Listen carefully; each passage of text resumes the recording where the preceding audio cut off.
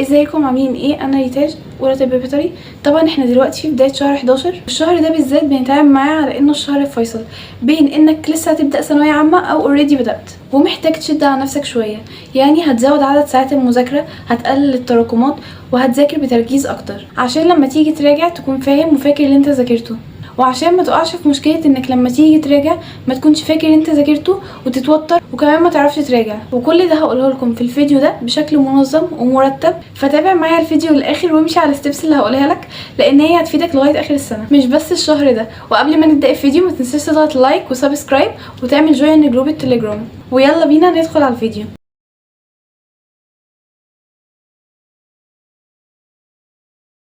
اول ستيب هتمشي عليها وهي انك بلاش تحط على مكتبك غير الماده اللي هتذاكرها، وده حل المشاكل كتير جدا بتواجهها، واولهم التوتر. يعني مثلا لو انت بتذاكر احياء وقدامك كتاب الفيزياء، هتقول بص انا مراكم كام درس فيزياء وكمان مراكم كام يونت انجليش، وبص كمان هناك الكيمياء.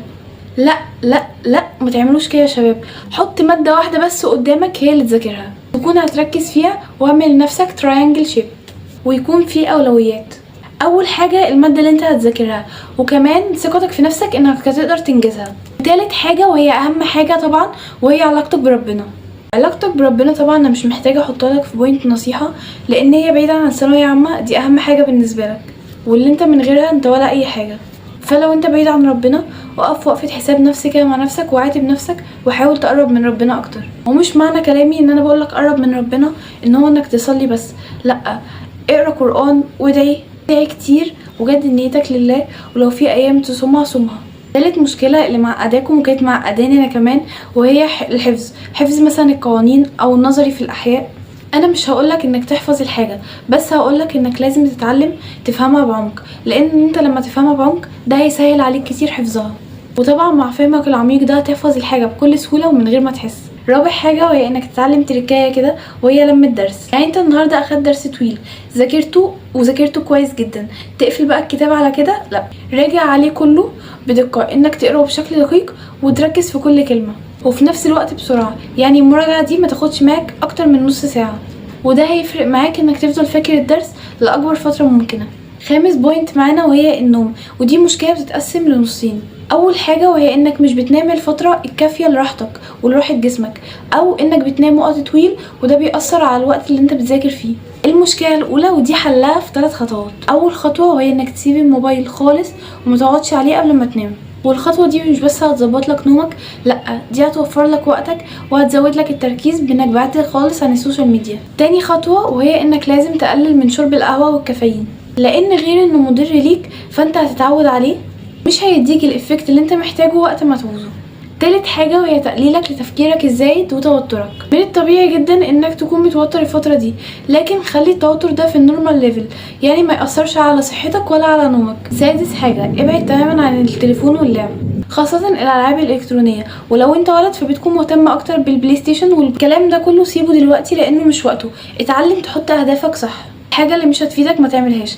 مش معنى كده ان انا بقولك انك ما تاخدش وقت راحه وانك تقضي حياتك كلها مذاكره، لا، خد وقت راحتك عادي، بس كتيرك قوي يكون يوم او يومين في الاسبوع بس. اليوم او اليومين دول تقعد تلعب فيهم، تقعد على موبايلك براحتك، المهم ما تجيش على وقت مذاكرتك.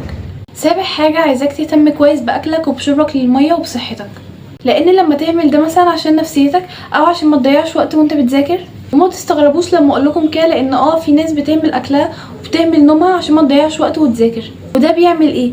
طبعا بيخليك مجهد ومش مركز وتعبان ومش عارف تذاكر، ويبقى بدل ما وفرت وقت للمذاكره زي ما كنت عايز تتعب وتضيع وقت في اصلاح نفسك بقى. واحنا طبعا دلوقتي في غنى عن كل ده. نظم وقتك واكلك ونومك وصحتك عشان تعرف تتجنب كل الظروف الوحشه اللي ممكن تحصل لك، اللي احنا في غنى اصلا عنها.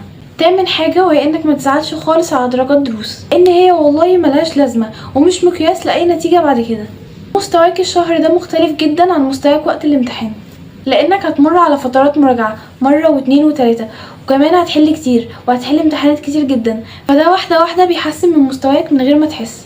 تاسع نصيحه وهي ان اي غلط تغلطه في الفتره دي لازم تتعلم منه عشان ما تكرروش بعد كده. ما تاخدش السؤال على حاله بغلطه، لا، لازم تتعلم منه وتعرف انت غلطت فيه ليه.